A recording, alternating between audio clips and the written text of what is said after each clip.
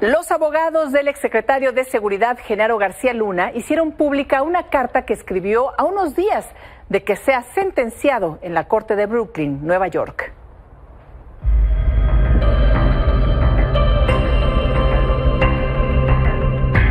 A menos de un mes de que sea sentenciado por una corte en Brooklyn, Nueva York, fue difundida una carta de Genaro García Luna, exsecretario de Seguridad Pública de México, en la que defendió su inocencia y acusó al gobierno del presidente López Obrador de tener vínculos con el crimen organizado. García Luna aseguró que, durante los primeros días reiteradamente, me ofrecieron un acuerdo con la Fiscalía de Nueva York para que me inculpara con los delitos vinculados al narcotráfico a cambio de convertirme en testigo.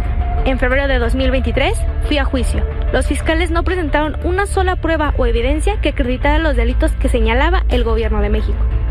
En suma, tanto en Estados Unidos y México, los respectivos poderes judiciales resolvieron que mi patrimonio de más de 20 años es lícito, que no hay un solo peso dólar vinculado al narcotráfico.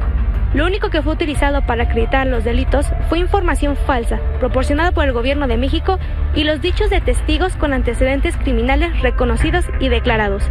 Testigos que fueron detenidos, encarcelados sin que escaparan y extraditados a Estados Unidos en el periodo de tiempo que fui secretario de Seguridad Pública de México. El único testigo honorable utilizado por la Fiscalía en el juicio fue el embajador de Estados Unidos en México, quien ratificó que fui una persona clave del gobierno de México en el combate al narcotráfico. García Luna señala que quien sí estaría involucrado con grupos del crimen organizado sería López Obrador. Es del conocimiento público y está en los registros oficiales de México y Estados Unidos los contactos, videos, fotografías, registros de comunicación y gestión entre el actual presidente de México y sus operadores con los líderes del narcotráfico y sus familias, en particular con los narcotraficantes que fueron utilizados como testigos en mi contra. Estos hechos son corroborados con la reciente captura del narcotraficante Ismael Zambada, Mayo Zambada, la carta emitida por él donde señala los vínculos del actual gobierno con él y con el narcotráfico, la posición del gobierno de México contra la captura del capo y el desmantelamiento del Poder Judicial de México, cuyos principales beneficiarios son los criminales.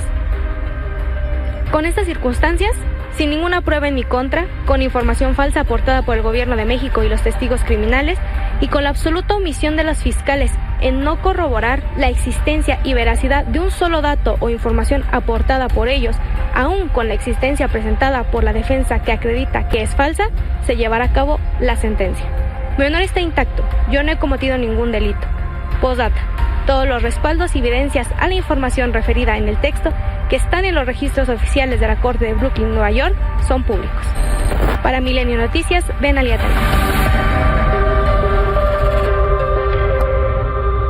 Arturo Ángel, ¿cómo estás, querido Arturo Ángel? Buenas noches, hasta Nueva York. Oye, qué carta, por lo menos, pues algunas imprecisiones y mentiras, porque inocente ya no fue. ¿Cómo estás, Arturo?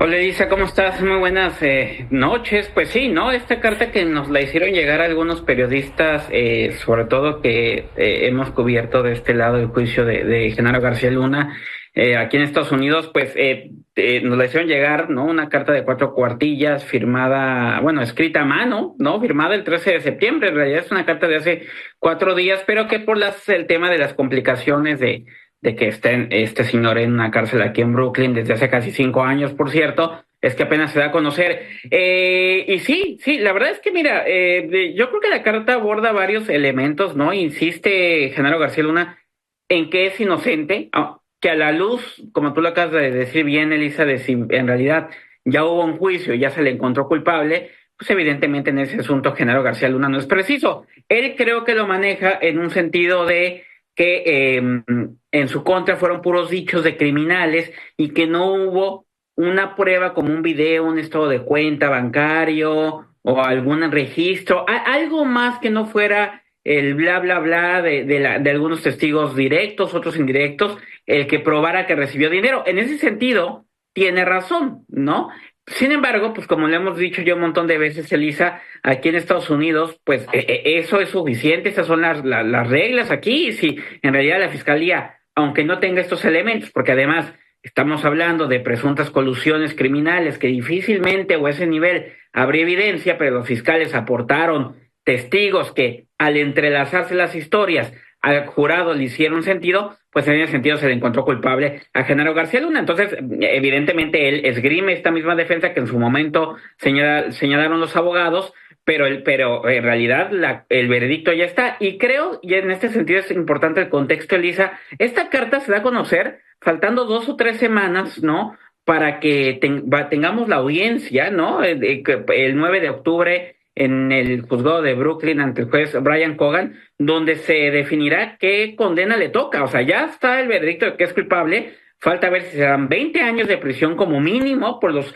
delitos de narcotráfico de los que fue encontrado culpable, o puede ser hasta una cadena perpetua. En ese contexto es que Genaro García Luna me parece que intenta ahora esta defensa pública, y lo que más ha llamado la atención, Elisa, ¿no?, en realidad los señalamientos que hace en torno a supuestos nexos criminales que habría entre el presidente López Obrador y su gobierno con miembros del crimen organizado. Dice García Luna que hay registros que es del conocimiento público, y él hace un matiz ahí importante, que es del conocimiento público que hay registros, llamadas, videos, comunicaciones que supuestamente comprobarían estos nexos entre funcionarios o entre el propio presidente López Obrador y grupos criminales. No queda claro en la carta, Elisa, si en realidad esa información que él tiene, él le consta o no la tiene, y solamente lo dice como que es el conocimiento público. Supongo que se refiere a algo que ha sido tema muchos meses este año, que salió de algunas investigaciones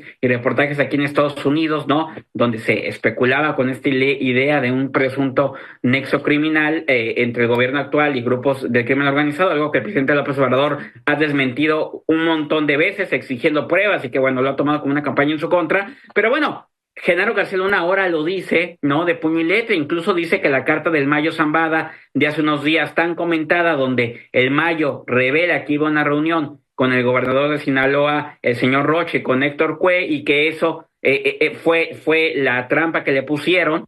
Dice García Luna que esa es otra prueba de que este grupo político cercano al presidente está vinculado con el crimen organizado. Evidentemente no aporta ninguna prueba, Elisa, y luego además hace por ahí algún señalamiento diciendo que en su juicio también salió a reducir esta información. Los que cubrimos el juicio sabemos que en realidad pues tampoco fue tan así. Fue un abogado defensor de Genaro García Luna quien sí le insistió a un testigo que en el pasado dijo que había entregado recursos a un funcionario de hace muchos años, del jefe de gobierno de la Ciudad de México, que por los tiempos se empata con el periodo de López Obrador, pero tampoco dijo el nombre de López Obrador. Entonces, está mezclada la carta entre algunos verdades, medias verdades y hechos ahí que él mueve, pero me parece que es la defensa que él intenta esgrimir ahora, Elisa, a unos días de que se conozca la sentencia, ¿no? Y pone además cosas muy obvias que a la luz, a lo mejor, de quienes no conocen los procesos en Estados Unidos dirán, ay, qué bárbaro, es que las fiscalías me dijo que si me declaraba culpable podría ser testigo.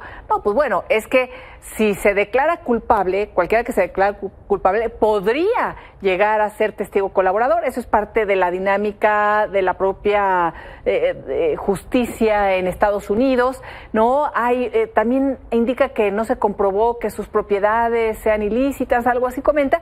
Pues no, porque además hay que decirlo, estuvimos ahí presentes y el juicio fue de un lapso de tiempo en donde, me parece que hasta 2012, ¿verdad? Entonces, cuando él deja de ser funcionario, entonces todo aquello que hizo después, todo esto de las casas en Miami, sus departamentos en Miami, sus vínculos con los Weinberg, todo este tema, no se podía hablar de eso, y eso quedó totalmente fuera del juicio en el que el jurado ciudadano lo encontró culpable, ¿no? Entonces, bueno, maneja este tipo de cosas. Exacto, de hecho, si recuerdas, Elisa, los fiscales de Estados Unidos sí traían algunas informaciones de sus propiedades y eso, sí. Y el propio juez lo excluye, pero no lo excluye porque el juez determine que pues es un tema que tiene que ver con, o sea, no era un caso propiamente de enriquecimiento ilícito, sino más bien dice, este tema sí no tiene nada que ver con el periodo de tiempo, tal como tú lo estás señalando, y entonces lo excluye, que no quiere decir, aunque Genaro García Luna lo dice así, que eso acreditara que su patrimonio es legal. En lo que sí tiene razón Genaro García Luna es que en su momento hubo una orden de aprehensión por enriquecimiento ilícito en México, dice que un juez desactivó esa orden de aprehensión porque encontró inconsistencias. Y muy interesante lo que mencionas, ¿no? En la carta él empieza diciendo que supuestamente le ofrecieron ser testigo colaborador, pero que no para inculpar a criminales, sino a un grupo de personas que dice Genaro García Luna que si él hubiera accedido a eso, se hubiera generado una desestabilización en México, en la paz pública, en el desarrollo democrático. Hemos tratado de indagar más en ese sentido, Elisa, y parece ser que se trata de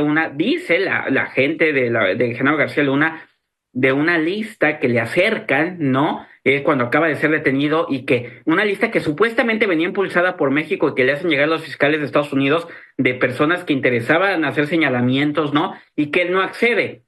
Insisto, una versión que tiene sus complejidades, ¿no? Que veremos con el paso del tiempo si Genaro García Luna en todo caso aporta más elementos, Elisa, pero bueno, son los argumentos que esgrime ahora, y adelanta lo que es obvio, que va a presentar una apelación seguramente en contra de la sentencia que se va a dictar en octubre, y el caso todavía tendrá una ruta jurídica. También interesante saber dónde va a quedar él, porque él ha estado preso en una cárcel metropolitana aquí en Brooklyn, pues a la espera de su sentencia, ¿no? Donde él dice que le ha pasado muy mal, donde él dice que ha estado aislado, que incluso en su momento le pusieron compañeros de celda que lo videograbaron, o que más bien grabaron en audio, perdóname, con más de 2,000 horas de conversaciones con él, porque intentaban que él cayera y se inculpara. Un argumento que de hecho ya sus abogados en su momento presentaron en la corte cuando trataban de que el juicio en contra de Genaro García Luna se repusiera. Al final el juez Brian Cogan dijo que no, que esos elementos no meritaban esa situación, pero vamos a ver en dónde queda luego de su sentencia Genaro García Luna, porque es posible que lo manden a otra penal. Recordemos que con el Chapo Guzmán lo terminaron mandando a una cárcel de super máxima seguridad donde permanece hasta el día de hoy en Colorado. Entonces, evidentemente, el tema de García Luna va a seguirse moviendo en las siguientes semanas, Feliz. Pues mucho que analizar de esta carta, mucho que comentar de quienes estuvimos ahí y que tiene sus detalles, ¿no? Y bueno, nada más cuando dice que la única persona, no sé si honorable o como lo indica, que estuvo de testigo fue el ex embajador, nada más hay que recordar que también su esposa estuvo, claro, como testigo de la defensa, pero bueno, también estuvo por ahí y la escuchamos. El policía federal que coordinaban también las acciones ahí en el aeropuerto de la Ciudad de México, en fin, pues fue muy interesante lo que sucedió ahí. La pregunta que hace su abogado de Castro, y que la hace mal también, y es donde mencionan al presidente, en fin, muchos elementos que bueno, ay, Arturo, pues nuevamente estas, cómo mueven olas a unos días de que sea sentenciado. Entonces, por lo pronto, es culpable de los delitos, de todos los delitos, no hubo una sola duda razonable para el jurado ciudadano, y será sentenciado el día 9, ¿verdad? Sí, el 9 de octubre ya veremos qué sentencia le ponen, luego lo que siga en Estados Unidos. Exacto. Pero no olvidar los procesos en México, Elisa, ¿no? Que lo hemos publicado en Milenio. Hay órdenes de aprehensión pendientes por cumplimentar, que sí tiene que ver con temas de corrupción, con lo que tú mencionabas, lo de Weinberg, lo de lavado de los $5,000 millones. Bueno, todo ese tema está pendiente en México, y pues veremos cómo procede en este caso el gobierno de México, a ver si en realidad solicita o sigue impulsando la extradición de Genaro García Luna. Arturo Ángel, muchísimas gracias. Muy buenas noches. Buenas noches, Elisa. Y en el poblado de Guadalupe Victoria, el Atorón, ubicado en el municipio de El Dorado, Sinaloa, se registró un enfrentamiento entre criminales. 3 personas fueron encontradas sin vida, 3 ranchos fueron incendiados y 5 vehículos con impactos de bala fueron abandonados ahí en las calles. Los pobladores alertaron a las autoridades sobre la presencia de hombres armados en la zona.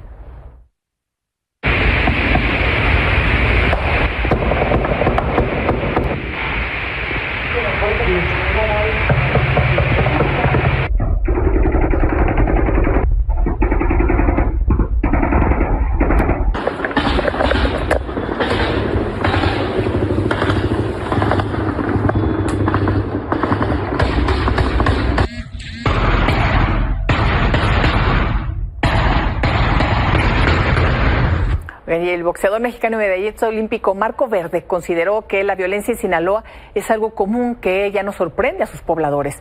Al participar en una ceremonia en Palacio Nacional, mencionó que esta situación es algo que tienen que soportar los sinaloenses, pero que siempre se han mantenido fuertes y al final van a superar la situación. Ajá, es algo que se pasa muy común. sea, vengo yo, le doy un respiro a Sinaloa y pasan 2 semanas y vuelves otra vez. Al final es algo común ya para nosotros, o sea, ya ni nos sorprende al final de cuentas porque ha pasado muchas veces, así que pues ahí estamos, o sea, siempre hemos estado fuertes, firmes y va a pasar al final, le queda yo, a lo que he escuchado le queda tiempo, o sea, le queda tiempo el estar encerrado en tu casa, pero es algo que tenemos que soportar para luchar, simplemente luchar y cuidarnos.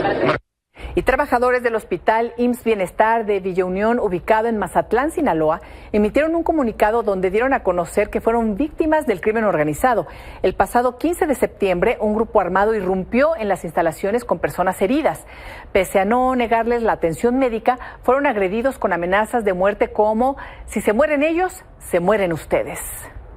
Y en la conferencia de Palacio Nacional, el secretario de la Defensa, Luis Crescencio Sandoval, informó que los hechos de los últimos 8 días por la pugna entre las facciones del cártel de Sinaloa dejaron más de 30 personas muertas. Se reforzó la seguridad en Culiacán y al sur de Sinaloa con más militares. También desplegarán aeronaves artilladas y otras equipadas con cámaras para hacer labores de inteligencia. De resultado de estas agresiones, desafortunadamente tenemos 2 elementos militares fallecidos. Registrado también 30 civiles muertos. A seguir trabajando, como ya lo citó el señor presidente, el tiempo que se necesite. Hoy se reanudaron las clases presenciales en Sinaloa. Sin embargo, muchos padres y madres de familia decidieron no enviar a sus hijos e hijas debido a la inseguridad. Catalina Esparza, secretaria de Educación Pública, visitó la secundaria técnica número 1, donde ni maestros ni directivos se presentaron al plantel. En un video transmitido en vivo desde el plantel, Esparza mostró las aulas vacías y restó importancia a la inseguridad que se están viviendo. Son exactamente las 7:20, 7 de la mañana. La escuela luce desierta. Es una escuela secundaria de la maestra Basilisa. No atendieron la indicación que se les dio anoche a los supervisores, solamente para que no digan que no se vino, que sí están trabajando. Les informo, estoy yo aquí, no pasa nada, vengo del Tamarindo, La Conquista y de algunas otras secundarias. Ando sola, no traigo chofer, no traigo guaruras, porque luego dicen que es peligroso moverse y yo no veo por ningún lado el peligro. Los abogados de Miguel Ángel Treviño Morales, el Z40, presentaron una denuncia contra el embajador de Estados Unidos en México, Ken Salazar, al asegurar que su cliente no es el líder de los Zetas. Solicitaron el apoyo del gobierno federal para que no sea extraditado. La defensa dijo que su cliente es un empresario agropecuario sin relación con el narcotráfico. Y allá en Estados Unidos sigue el juicio contra Rubén Oseguera, el Menchito. El testigo que se presentó hoy ante la corte fue José Antonio Torres Marrufo, el Jaguar, ex jefe de sicarios del cártel de Sinaloa en Chihuahua. Ángel Hernández, ¿cómo estás, querido Ángel? ¿Cómo estuvo hoy estas audiencias? ¿Qué información nos tienes? ¿Qué tal, Eli? Buenas noches. Pues efectivamente este sujeto se presentó con ropas de presidiario porque de hecho está cumpliendo una condena de 40 años de prisión. Este hombre se declaró culpable de tráfico de cocaína justamente con el cártel de Sinaloa. Pues la pregunta importante es ¿por qué un sicario del cártel de Sinaloa está testificando en un caso ligado al cártel Jalisco Nueva Generación? Pues primero porque aseguró que en 2010 él fue parte de una negociación con Nemesio Ceguera Cervantes, el Mencho, para que se permitiera al cártel Jalisco Nueva Generación traficar metanfetamina a través de Ciudad Juárez hacia El Paso, Texas y después a Atlanta, Georgia. En esa reunión asegura ya estaba Rubén Oseguera, el Menchito, quien de hecho señaló también como el número 2 dentro del cártel Jalisco Nueva Generación y una persona que se encargaba, entre otras cosas, de ser intermediario para conseguir armas de fuego, tanto para el cártel como para sus aliados, en este momento el cártel Jalisco Nueva Generación y el cártel de Sinaloa. Después de eso, asegura que se volvió a encontrar con el Menchito, pero ya cuando ambos estaban en prisión en el penal federal de Oaxaca. Ahí, 2 cosas importantes.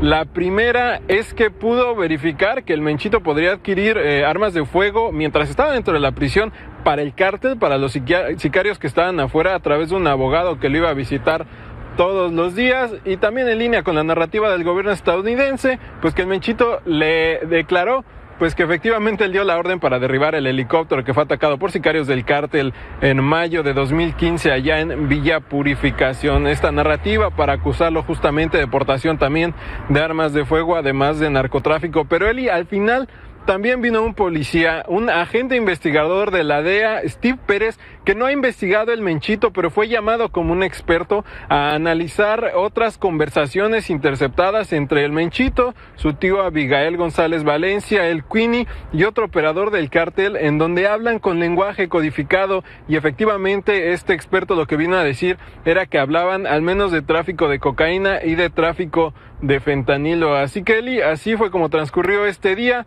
Mañana veremos quién llega aquí a la corte. Está por concluir la testimonio del agente de la DEA, solo será el interrogatorio de la defensa y pues después se llamará al próximo testigo. Así que ya sabes, Eli, vamos a estar aquí, por supuesto, al pendiente. Si nos das un espacio en tu pantalla, pues aquí estaremos de nuevo.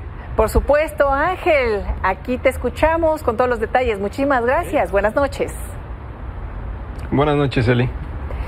Y los futuros secretarios de la Defensa Nacional, Ricardo Trevilla, de Marina, Raimundo Pedro Morales, y de Seguridad y Protección Ciudadana, Omar García Harfuch, acudieron a la Casa de Transición para reunirse con la presidenta electa, Claudia Sheinbaum.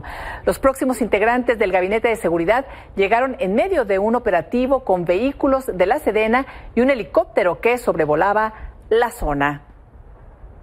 Y hace unos momentos, Claudia Sheinbaum ya se retiró de su casa de transición. Jorge Becerril, ¿cómo estás? Muy buenas noches. ¿Cómo estás, Elisa Lanís? Gracias, buenas noches para todos. En efecto, se ha retirado la presidenta Claudia Sheinbaum, que está a menos de 14 días de tomar el cargo, de tomar las riendas de nuestro país. Tuvo, ya bien lo mencionabas, charla con el que será prácticamente el secretario de la Defensa, el secretario de Marina, y con Omar García Harfuch. Ella llegó alrededor de las 7 de la noche con 10 minutos, 1:20 más o menos de plática, de charla dentro de esta casa de transición, y posteriormente primero salió el que sería el secretario de Defensa, posteriormente el de Marina, y al último Omar García Harfuch. Después de unos 35 minutos que pues abandonaran esta casa de transición, lo que será este equipo de seguridad, bueno, pues salió Claudia Sheinbaum, tomó algunas fotos con los vecinos que la detuvieron para saludarla, y por supuesto pues tuvo una charla con Milenio Televisión, con algunos medios de comunicación. Se le preguntó qué comentario tenía acerca de la carta que publicó García Luna, y si me lo permites, vamos a escuchar lo que comentó a los micrófonos de Milenio Televisión Claudia Sheinbaum. Sí, tuve reunión para la estrategia de seguridad con el próximo secretario de Seguridad de la Sedena y de la Marina, y pues ya lo presentaremos en su momento. Lo estamos trabajando muy bien. Eso es falso, es un tema político. El presidente nunca ha estado involucrado en nada que tenga que ver con relación con algún delincuente. Entonces es absolutamente falso. Él dice que hay videos. Si él no tuviera autoridad moral, la autoridad moral que tiene, no podría haber hecho la transformación que hizo. Entonces, bueno, una reunión importante, Jorge Becerril, ya con los 3 miembros de su gabinete de seguridad que estarán apoyando y actuando precisamente en uno de los temas más sensibles de nuestro país. Así es que una reunión importante esta noche. Ya nos dará después los detalles Claudia Sheinbaum sobre su estrategia, ¿verdad? Así es, Elisa Lanís, se ha retirado ya la próxima presidenta de México, y por supuesto todo el equipo de seguridad, que aunque discreto, sí era perceptible, se ha marchado ya también de esta zona. Así es que pues estamos atentos a lo que comente Claudia Sheinbaum el día de mañana, en unas horas más. Muchísimas gracias, Jorge Becerril. Muy buenas noches. Gracias, buenas noches. Una pausa y volvemos con más información.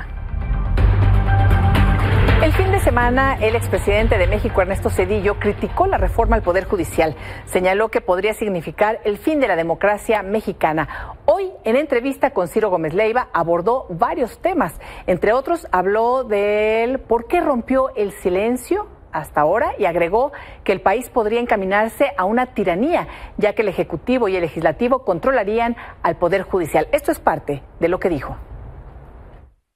Estoy hablando de un riesgo que se puede materializar Un requisito de cualquier democracia real es no solamente que haya elecciones, sino también que haya un tercer poder independiente que imparta justicia, y esta reforma está muy cuidadosamente diseñada para que los poderes legislativo y ejecutivo puedan determinar, nombrar quienes tendrán la responsabilidad de ser juzgadores.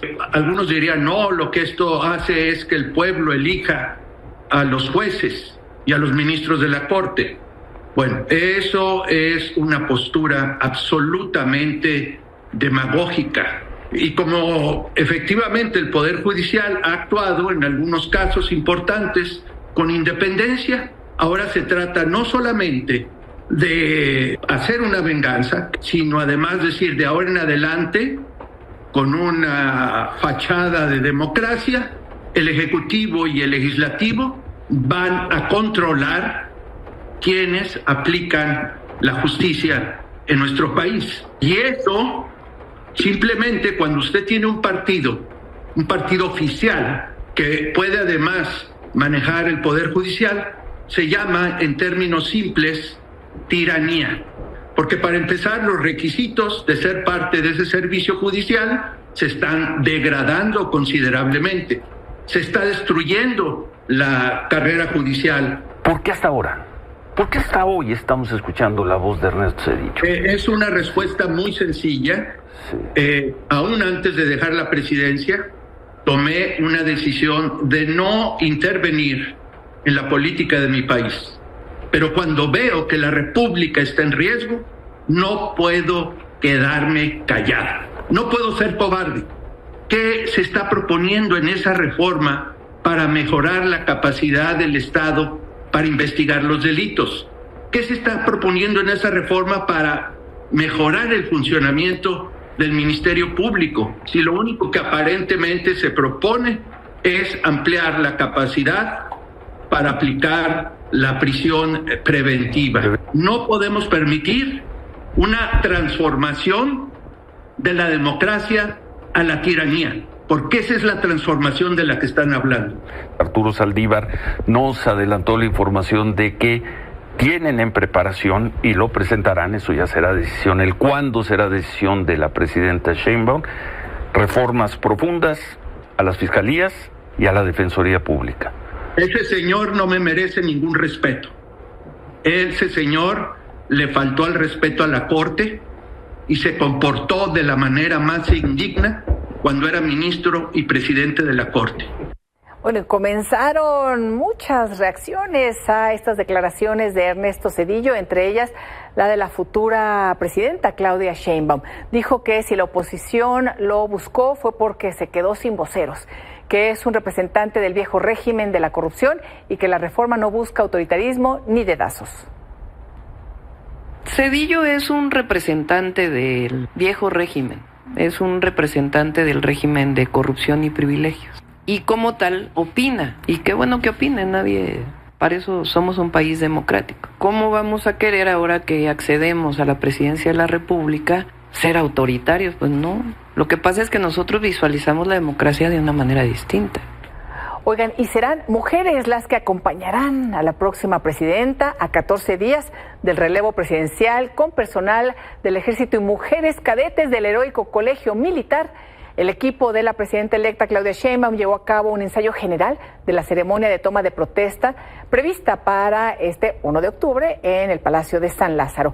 Los colaboradores repitieron varias veces el recorrido desde el acceso al recinto, avanzando por el pasillo central hasta la tribuna donde Sheinbaum rendirá su protesta constitucional. Y ahí estamos viendo a las mujeres que la acompañarán.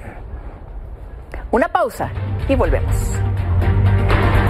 Grupo de Trabajo sobre la Detención Arbitraria de la ONU indicó que esta práctica sigue siendo generalizada en México y persisten deficiencias en el sistema penal como la figura del arraigo y la prisión preventiva oficiosa, que violan el derecho a la libertad. También la militarización de la seguridad pública, que ha incrementado las violaciones a derechos humanos, y el uso excesivo de la fuerza. Destacan que hay 90,000 personas en la cárcel sin sentencia y cerca del 50% bajo prisión preventiva oficiosa. El informe enlista 27 recomendaciones enfocadas en el sistema penal y en grupos específicos como adolescentes, pueblos indígenas, personas migrantes y personas con discapacidad psicosocial.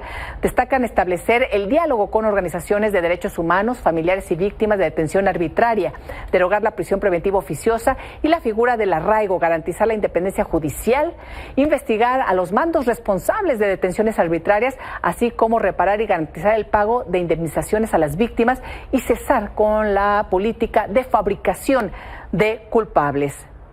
Verónica Razo fue detenida sin orden judicial precisamente en junio del 2011. Aquí le dimos seguimiento a este caso junto con su hermano Eric Razo. Fue víctima de tortura física y sexual y pasó injustamente 12 años en prisión acusada de secuestro que no cometió. Buenas noches, Verónica. Gracias por estar con nosotros. Hola, buenas noches. Verónica, dimos seguimiento a tu caso, estuvimos presentes cuando finalmente saliste después de todos estos años, una situación muy dolorosa para ti, para tus pequeñitos, ahora ya grandes, para tus familiares. Fuiste víctima de estas detenciones arbitrarias. Y me parece que es importante que la gente sepa, cuando hablamos de este tipo de figuras que hoy la ONU dice sigue siendo sistemática en nuestro país, ¿de qué estamos hablando? ¿De qué estamos hablando? Fíjate, buenas noches a todos. Buenas noches.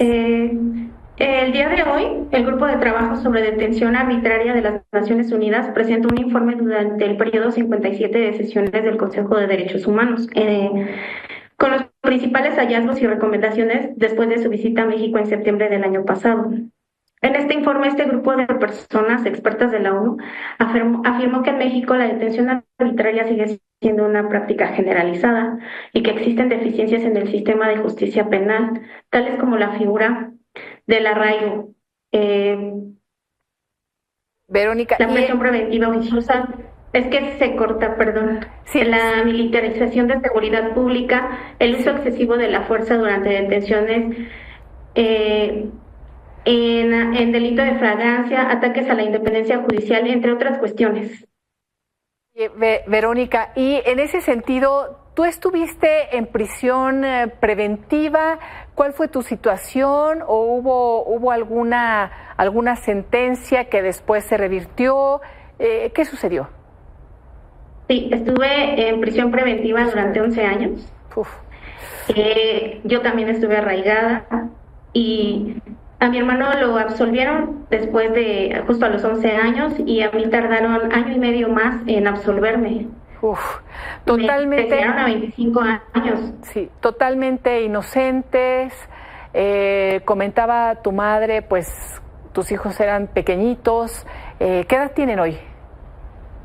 Ahorita ya mi hija tiene 20 años y mi hijo 27. ¿Cómo fue este proceso de reencuentro, Verónica? Ha sido muy difícil, ¿sabes? Porque ellos eran muy pequeños y pues ahorita ya son unos adolescentes.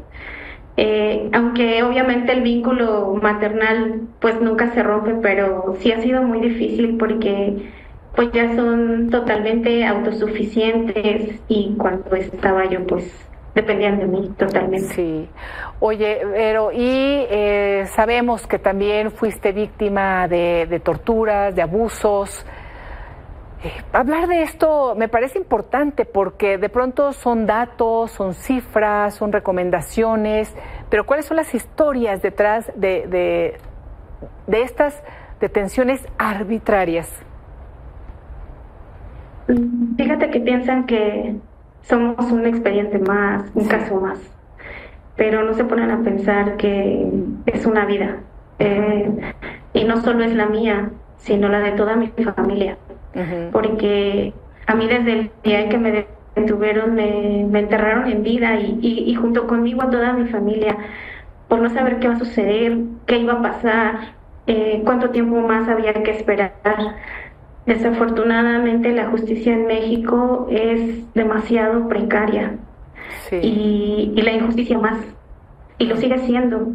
Y no solo para mí, todavía hay muchas mujeres y hombres detenidos ilegalmente, injustamente, cumpliendo condenas excesivas y muchas en procesos que no tienen para cuándo terminar. Ahora con lo de la reforma, o sea, ¿sabes cuántos años más se va a quedar parados sus procesos? Demasiados. Sí, y aunado a todo esto, nosotros como familia seguimos sufriendo esta tortura, ¿sabes? Porque aún después de haber sido absueltos y que se demostró nuestra inocencia, seguimos siendo perseguidos justo por los aprensores, porque pues desde un inicio se inició las averiguaciones, y obviamente al ya haber órdenes de aprehensión, hemos sido perseguidos y tememos por nuestra vida y nuestra integridad, yo y toda mi familia. Aún continúa todo esto, no tiene para cuándo. El gobierno sigue sin repararnos el daño, no solo a mí, sino a muchas víctimas que estamos en la misma situación. Sí. Hay gente muerta, hay gente que ha muerto dentro de los penales.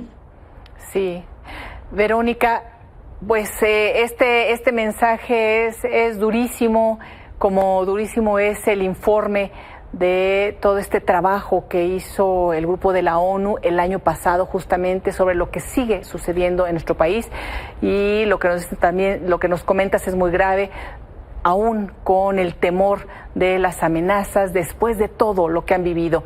Esperemos que todo esto cambie, y esto tendrá que hacerse con una profunda reforma a todo el sistema de justicia que incluya a quienes detienen en primera instancia de esta manera, de manera arbitraria, que no se ha contemplado hasta el momento. Entonces esperemos que se hagan y que por supuesto reciban la protección que merecen y la reparación del daño. Muchísimas gracias, Verónica, por haber estado con nosotros. Muchísimas gracias a ti. Buenas noches. Gracias y buenas noches. Y esta tarde ocurrió otro deslave dentro del municipio de Naucalpan, Estado de México, ahora en las calles de San Miguel Doraní, perteneciente a la comunidad de San Francisco Chimalpa. Ahí elementos de protección civil, municipal y bomberos se encontraban monitoreando la zona tras los hechos de anoche, cuando los sorprendió este nuevo desplazamiento de tierra. Lamentablemente, Jorge Arce Dionisio, trabajador de protección civil del municipio, falleció. Hasta aquí la información. Gracias por su atención. Los espero mañana en este espacio de noticias. Hasta entonces, buenas noches.